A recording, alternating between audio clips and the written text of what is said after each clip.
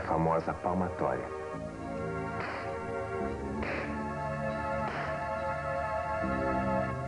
Quantas mãos de nossos avós já não passaram pelo crivo dessa ação disciplinar?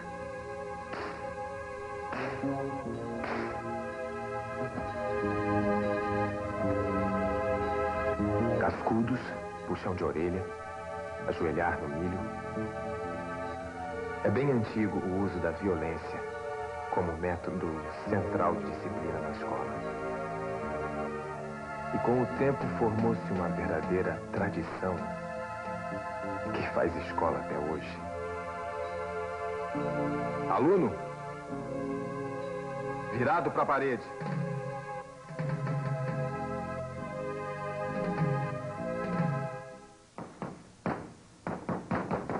Devo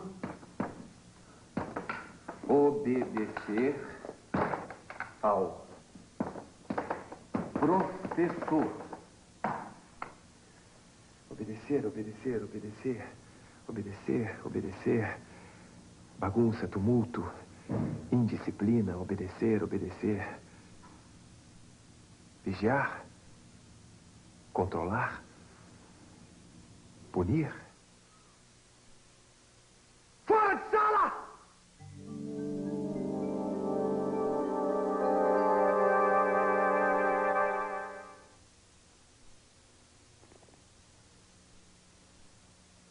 Criar um ambiente de ordem na escola é um desafio que percorre a história da educação até hoje. Mudaram os instrumentos, mudaram os métodos disciplinares, mas e nós? Mudamos as nossas mentalidades? Ou o autoritarismo persiste com novas roupagens? Professores e alunos transformam-se em adversários, às vezes inimigos. A praça de guerra se organiza com cadeiras escolares. Elas balizam o ringue, que é cenário de uma luta sem fim.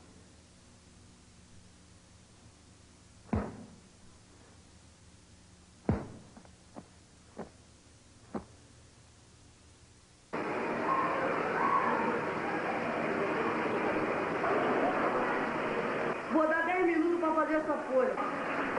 E quem colar do colega, eu vou tirar meio ponto. Você sabe algum caso de injustiça na escola? Conta pra gente. Uma vez, lá no colégio que eu estudava, se a gente errasse um errinho, eles não explicavam, mandavam a gente descobrir o erro. Uma escola, antigamente, se as crianças errassem, as professoras pegavam e batia a régua na mão. Numa escola, se as crianças falassem alguma coisa errada, eles trancavam num quarto escuro. Um dia, né, um garoto estava fazendo bagunça sozinho, aí a tia estava conversando com a outra professora, aí, né, parou e deu uma bronca, todo mundo tirou 10 pontos de cada um. Vocês não estão dever de casa? Não! Pode colocar em cima da mesa. Você. Agora todo mundo vai dar pra esquecer. Botar a turma toda de castigo. Eu fiz o meu, por que eu vou ficar de castigo? Fala aqui, ó. Se você fosse professor, como é que você seria? Seria bom, mas quem abusasse eu botava de castigo. Eu vou lá pra secretaria e vocês ficam bem quietos aqui, que daqui eu vou lá ver a tarefa e já volto. Tá bom?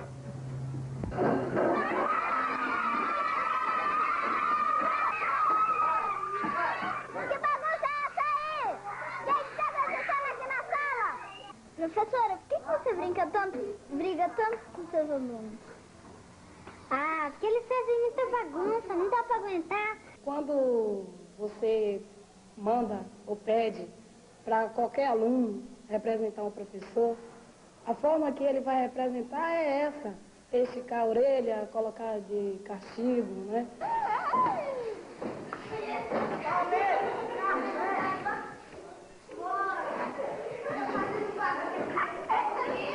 Eu estava no colégio de freira, a freira pegava você, puxava você pela orelha, doía pra caramba. Tem muitos pais que trazem até materiais para que a gente dê bolo, né? Repreenda o menino. Tem pais que não aguentam mais seus filhos dentro de casa e acham que o professor é a solução. No primeiro dia que eu cheguei aqui, ela veio ao meu encontro e me disse, olha, o pior aluno da sala é meu filho. Ela colocou para mim, o pior aluno da sala é meu filho. Você pode bater, você pode fazer o que quiser. Eu falei, bater não dá. Porque se ele já apoia lá, como é que ele vai apanhar aqui? Aqui na sala tinha muita violência. As crianças se agrediam muito, fisicamente. O que é isso? Ele quis meu caderno. Ele quis comer. Não tem nada disso, não tem que brigar. Castigo tá dos dois, mas aqui. Vamos pra lá, você também, seu André. Fica aí de castigo.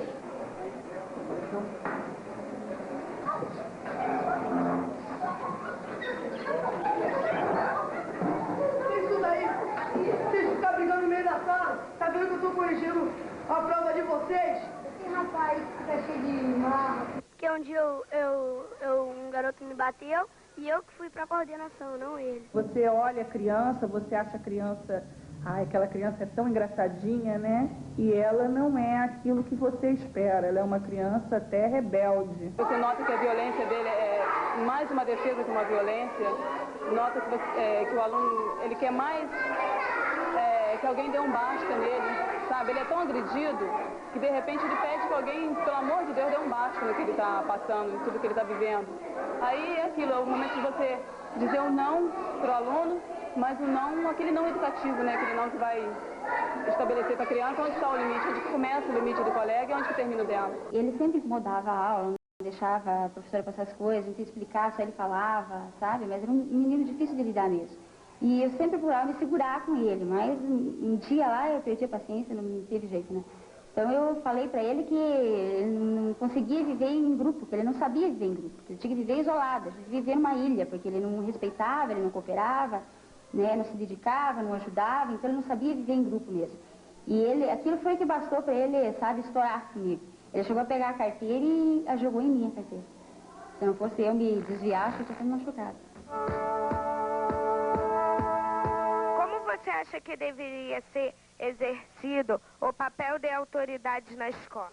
Devia ser de outro jeito, né? Deixando a pessoa sem recreio. Assim, de outro jeito. Tinha que ser menos cruel. Sem ser rude, botar a criança de castigo, mas não assim. As professoras podiam conversar com as crianças. E se você conversasse com seus alunos, para eles se comportarem mais, não fazerem bagunça? Não dá, eu tenho que falar com eles, eu falo com eles, falo tudo. Eles não sabem ouvir, parece animal. Não, senhor. Sim, senhor. Não, senhor. Sim, senhora. Sim, senhora. Não, senhora. Sim, senhor. Não, senhor. Sim, senhora. Não, senhor. Sim, senhora. Sim, senhora. Sim, senhora. Sim, senhora. Não, senhor. A violência do dia a dia não é brincadeira. As crianças reclamam muito de agressões dos professores.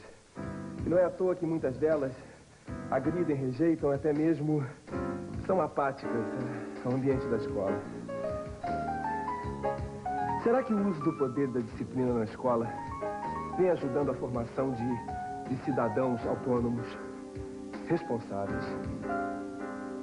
Normalmente o que a gente vê é que o adulto destitui ou tira da criança capacidades que ela tem, mas ele acha que ela não tem. Por exemplo, o adulto acha que a criança não tem condições de decidir entre o bem e o mal. O adulto acha que a criança não tem maldade, que ela não faz nada por maldade, sabe? Que ela não tem a consciência das coisas que ela faz. E o que faz isso numa relação de poder? Faz com que o adulto se dê o papel, tá, do tutor, da pessoa que não vai só decidir como vai resolver tudo pela criança, vai pensar pela criança. E isso você tira a possibilidade de um projeto de autonomia para uma criança. Seria autonomia, né? Auto é o próprio. Nomia vem de normas, né? Em que as pessoas têm para si determinadas normas. Né? E aí o que são normas? Normas são regras que um dado grupo social elabora para que possa funcionar como grupo. Então, no primeiro momento, se diz que a criança é anômana, não tem norma. Né? Então, alguém precisa dar essas normas para essa criança. Precisa dizer, isso não pode. E é fundamental, quer dizer, uma criança só se torna um ser social se ela tiver limites. Limitar é fazer crescer. Um sujeito autônomo não é um sujeito que diz sim para tudo ou não para tudo. É um sujeito que é capaz de, compreendendo o significado da norma, dizer sim quando aquela norma é benéfica para ele ou para o grupo. E dizer não quando aquela norma possa ser prejudicial ao próprio grupo. Então, a autonomia é conseguir relativizar as normas. Né? Mas, para chegar a isso, ele tem que passar pelo afeto, ele tem que passar pelas sanções, mas um trabalho educativo tem que ser feito.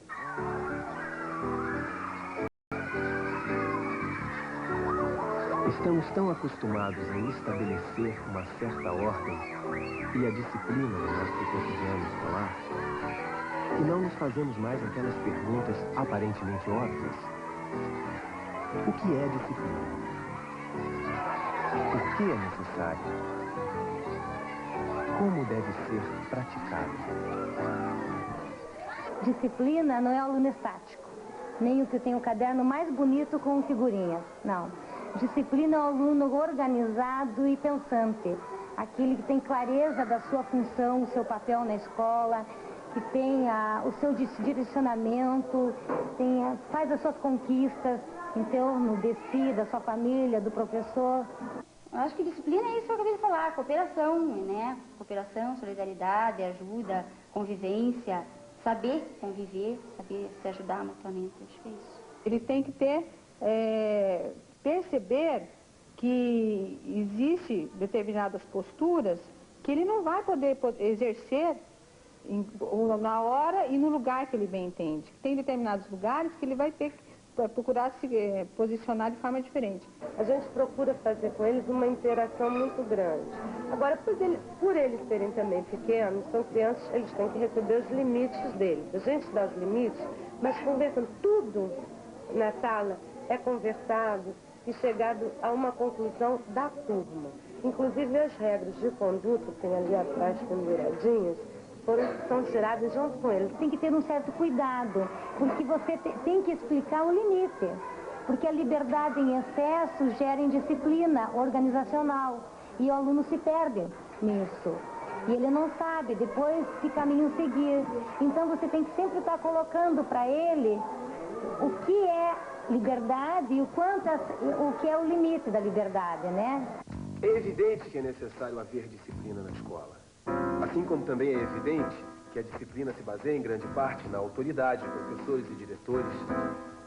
Mas, no entanto, o que faz com que a autoridade seja realmente respeitada? A questão da autoridade não está ligada, relacionada à competência, né, dele enquanto profissional. Né? Se ele tem competência, né, ele consegue ter autoridade. A gente tenta, o máximo possível, mostrar que a escola não é um lugar de repressão, né? E sim um lugar de prazer, de você se sentir bem e de você aprender, porque a sociedade está aí e depende de você. Quem tem autoridade, né, normalmente provoca respeito. Quem tem autoritarismo, né, normalmente provoca medo. Há uma diferença entre autoridade e autoritarismo. Né? Numa sociedade autoritária como a nossa, né, que viveu aí nos últimos 30 anos sob um regime autoritário, muitas vezes o professor abusa da autoridade. Quer dizer, ele passa a ser autoritário. Ele exerce uma relação de dominação, de controle, de imposição. Eu sou uma pessoa que eu gosto de trabalhar livre na sala, mas eu não gosto de muita bagunça. Não gosto de balbúrdia, tá entendendo? Bagunça no sentido de começar a fazer. Então eu às vezes até grito mesmo, que eu quero aquele lance de que prestem atenção, eles têm a hora para eles ficarem à vontade, mas naquela hora que eu estou explicando eu quero que prestem atenção. Se você parte com uma construção de mentalidade, você desvincula um autoritarismo. depois de 20 anos de período de ditadura, etc., as pessoas têm medo de exercer autoridade para não se tornarem autoritários. E a primeira coisa que é preciso deixar muito claro é que o professor é o adulto, o professor é o que se formou para exercer aquele papel. O professor, ele tem que fixar rumos para o seu trabalho. Eu acho que o professor exerce a sua autoridade na medida em que ele discute as regras, as normas, e quando ele constrói regras com seu próprio grupo de alunos, né? As regras precisam ser construídas pelos alunos. Os alunos precisam entender por que sim e por que não. É muito comum o autoritário, o professor autoritário, trabalhar só o não, o que não pode ser feito no exercício, o que não pode ser feito em sala de aula, o que não pode ser feito na escola, né? E parece que o mais importante é que os alunos percebam por que pode, por que não pode, e o que pode e o que não pode. A autoridade, eu acho que é a amizade. Em primeiro lugar, é a amizade.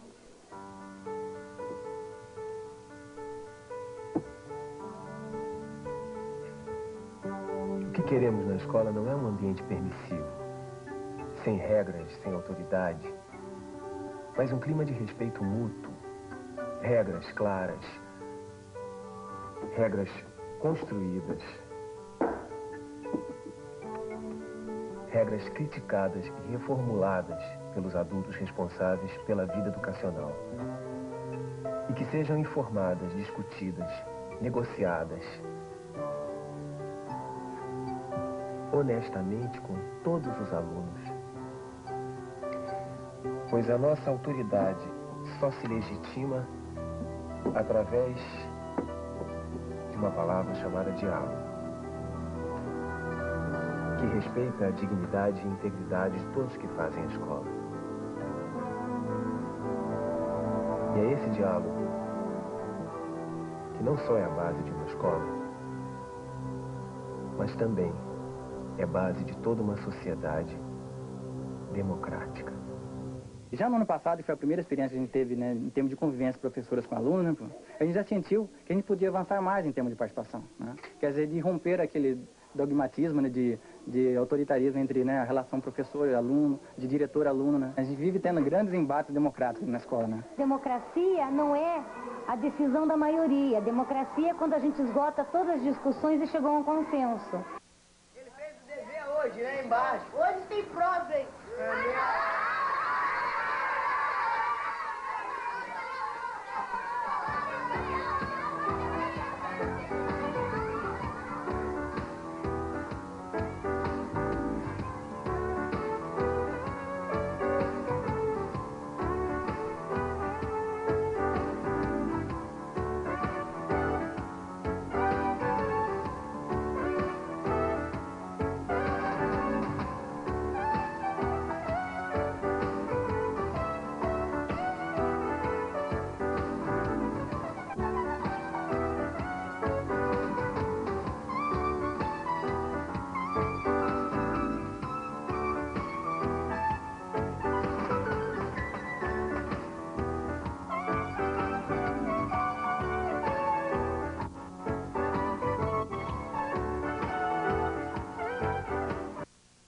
Nenhuma mamba entra na minha catraia, entendeu? Marco cai numa armadilha e acaba entrando na maior fria. Antes era só uma intimação. Mas quando tu resistiu à prisão, a história vai se complicar pro teu lado, hein?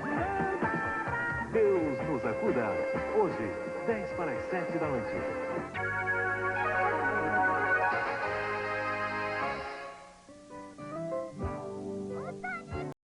Nunca haverá distância no pensamento de quem quer chegar. Coração em vigilância, estará sempre perto onde quer que vá. Como os caminhos dos rios calmos cristalinos se abraçam por mar. Minha voz em um segundo atravessa o mundo. Ô, meu filho! Eu já vou voltar. É assim que o sentimento de cada momento permanecerá. Te ouvindo falar a gente, parece que sente a saudade atual. Nico! Meu filho! Por favor!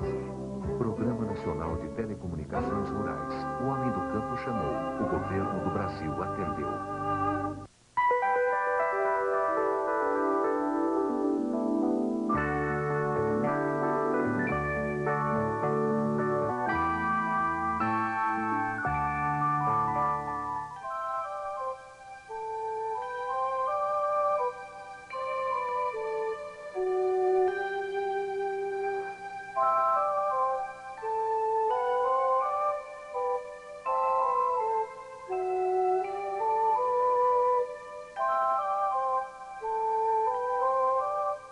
O homem é capaz de estabelecer relações entre os múltiplos acontecimentos que ocorrem ao seu redor.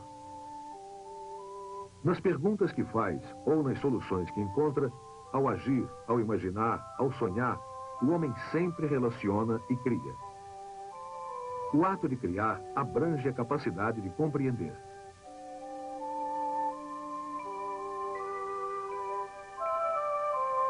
Sensível e consciente, o homem é um ser que se integra à natureza e procura interpretá-la. No Egito Antigo, o sol era venerado como divindade, renascendo vitorioso toda manhã e percorrendo os céus em seu barco para, no fim do dia, desaparecer na escuridão, num drama da natureza onde o homem se envolvia emocionalmente.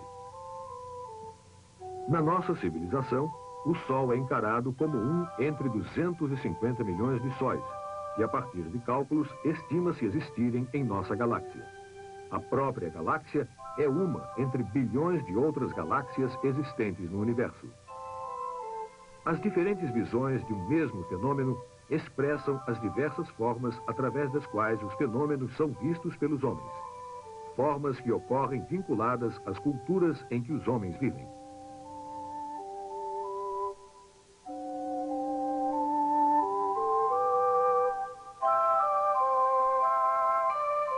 A inteligência não pode se desenvolver sem conteúdos. Quanto mais uma pessoa tem ideias e informações à sua disposição, maior é a possibilidade de criar ideias novas. E maior é a possibilidade de coordenar essas ideias para construir esquemas de pensamento cada vez mais complexos. Estabelecer novas relações exige conhecimentos anteriores. A história da arte, ela pode perfeitamente entrar como um elemento de repertório, né, para a criança trabalhar, da mesma forma que a paisagem natural, quer dizer, da mesma forma que a criança absorve elementos para o trabalho dela da natureza, ela absorve também dessa paisagem cultural. Então, o tempo todo as coisas estão se remetendo. Nesse sentido, o uso do museu, né, a gente pode considerar o museu como um arsenal vivo, né? Uma memória viva dessa produção cultural que o homem fez ao longo dos tempos. Então é perfeitamente cabível, né? A criança ela vivencia isso como de uma forma tão natural quanto ela vivencia a relação dela com os objetos do cotidiano. No canto mais escuro, mais negro que o teto da noite, uma sombra moveu-se ameaçadora. Teseu sentiu em torno de si braços fortes apertando-o mais e mais. Do corpo humano, terminado em cabeça de touro, ele viu muito próximo os olhos de fogo. Sentiu queimar-lhe na face o calor de narinas arfando. O minotauro atacava sedento de sangue jovem. Todos os conhecimentos que a humanidade produziu socialmente ao longo de sua história alimentam a imaginação e a inteligência das crianças. Quem era Teseu? Teseu era que demonstrou que o minotauro era um ateniense. É o homem que... Vocês sabem o que é um ateniense? Não. Vocês ouviram falar em Grécia? Já. O que é Grécia? Uma cidade. Um país. E Atenas é uma cidade da Grécia. Creta era uma ilha. Em Creta tinha um rei chamado Minos. E morava neste palácio aqui de Knossos. Qual?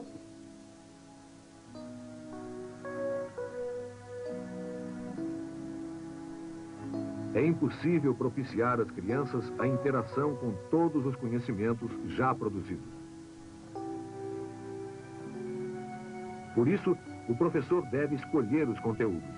Primeiramente, aqueles que ele próprio já conhece, mas não deve parar por aí.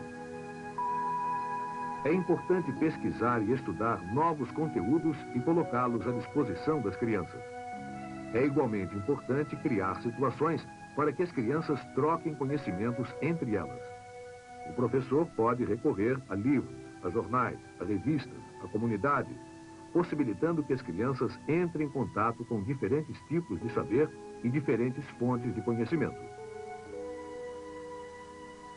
Ele é o pai do Leandro, CD2. Ele mora aqui no bairro e ele veio falar sobre a mandioca. Ele veio falar como planta a mandioca e...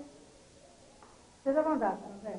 Bom, seguinte, esse daqui é uma rama de mandioca, certo? Se você plantar essa mandioca assim, ela vai brotar a mandioca embaixo e os brotos em cima, né? Então o que vai acontecer? São 1, 2, 3 carocinhos só que vai dar a mandioca. E o broto vai dar bastante. Porque do lado assim ele sai para cima, ele não sai para baixo. Sai sempre para cima. Se você plantar assim, como eu tenho plantado, esses 3 de cima sai galho. O resto de baixo, o que ficar dentro da terra, sai tudo raiz. Volta todinho. Então vai dar aqui, aqui, aqui. Tudo quanto é carocinho que tiver vai dar. Quer dizer, dá o dobro da mandioca e ainda na metade do tempo. Alguém quer plantar? Eu. Então vai, planta um. Vai, voltei a terra e depois Percebemos que a criança está desenvolvendo sua inteligência quando ela passa a compreender coisas que antes não compreendia. Assim, na escolha de conteúdos a serem trabalhados com as crianças, o professor deve primeiro partir daquilo que os alunos podem compreender e aos poucos iluminar novos aspectos. O ensino deve ser encaminhado como círculos que se alargam, permitindo que as crianças, aos poucos, ampliem seus conhecimentos e aprendam novos aspectos de determinada realidade. Uma criança só faz alguma coisa depois que ela já adquiriu um outro tipo de conhecimento anterior. E isso é da vida diária, né? Nenhuma criança sai andando antes de gatinhar. Isso é parte da evolução humana mesmo. Então eu acho que mesmo que seja, que eu já vi mesmo publicações sobre professores leigos trabalhando com crianças assim, partindo do quê? Partindo da própria vivência da criança, do que aquele professor tem de conhecimento para poder ajudar essa criança a desenvolver esse conhecimento, né? O professor, ele tem, de uma forma geral, pela sua própria formação, uma noção do desenvolvimento da criança. Ele conhece mais ou menos os caminhos que a criança percorre em linhas gerais. Mas ele tem a obrigação de tentar ver que tipo de proposta ele está fazendo e até onde a criança pode captar aquilo, onde aquilo está além da capacidade da criança. Apesar de que a criança também faz esse trabalho, quer dizer, o que não serve para ela, ela simplesmente rejeita, o que serve ela incorpora e pede mais, né? Mas o professor tem que ser sensível a isso também, quer dizer, ele tem que ter essa capacidade de observar, né, e destacar, saber ver o que ele tem que enfatizar mais, o que ficou faltando para aquela criança, né? Então, quer dizer, não cabe a ele simplesmente transmitir informações e o assunto está encerrado. Cabe a ele ver de que forma ele está transmitindo, de que forma está sendo incorporado pela criança, que situações ele pode criar para que outra criança ensine o seu colega, ou mesmo ele, ou mesmo uma pessoa de fora da escola. Então, eu acho que, como informante, o professor tem que cuidar de adequar o que ele conhece de forma geral sobre a criança e o que ele está propondo, né? Até que ponto isso pode ser aproveitado. Eu vou trabalhar o meu plano dependendo da atividade desenvolvida dentro da sala de aula, do que os meus alunos exigem, do que eles precisam, do que eles me fornecem de conhecimento anterior para eu poder dar um conhecimento novo. Então, esse tipo de atividade, o que eu vou trabalhar dentro da sala de aula, não está constado nesse plano, através, por exemplo, eu vou fazer isso, isso, isso em fevereiro, isso em março, isso em... Não. Tem um plano. Eu tenho um plano que vou desenvolver de acordo com o progresso da minha classe. Quem foi no planetário? Eu. Ah, legal. A aula de hoje eu queria que a gente conversasse um pouco sobre isso. O planetário, se gostou, se não gostou, o passeio. Então, depois de escrever no caderno data, dia, o nosso tema, lógico, essa semana é planetário, eu queria conversar desse texto. Quem lembra o que viu lá? E tem gente que não lembra, já faz 4 dias, né? Escuta, vocês estão desenhando com lápis ou com caneta? Com caneta. Com caneta? Nós vamos trocar. Agora a gente vai desenhar com lápis. Mas dá uma olhada aqui. Eu vou estudar. Depois vocês voltam a usar caneta. Dá uma olhada aqui. Vocês acham que tem um lápis para cada um de vocês aqui? Tem. Tem? Por quê, João Paulo? O Gabriel, um pra mim, um pra Jaque, um pra Claudinha e uma pra ela. Isso. Daí, eu vou ler uma história pra vocês. Acompanhem aí. Teseu foi o principal herói dos atenienses e alcançou muito prestígio entre todos os gregos. Teseu tornou-se popular entre os gregos por suas aventuras, principalmente pela luta contra o Minotauro. Conta a lenda que ele matou o monstro ajudado por Ariadne, a filha de Minos, rei de Creta. Desta forma, livrou os atenienses de um tributo que deveria ser pago a cada 9 anos. 7 moças e 7 rapazes eram levados a Creta e sacrificados a Minotauro. O currículo escolar abrange todos os conteúdos e atividades propostos às crianças na escola e a programação de cada conteúdo deve ser uma maneira de colocar as crianças em contato com formas e com processos de conhecimento. O currículo e o programa são meios de educação, não são fins em si mesmos.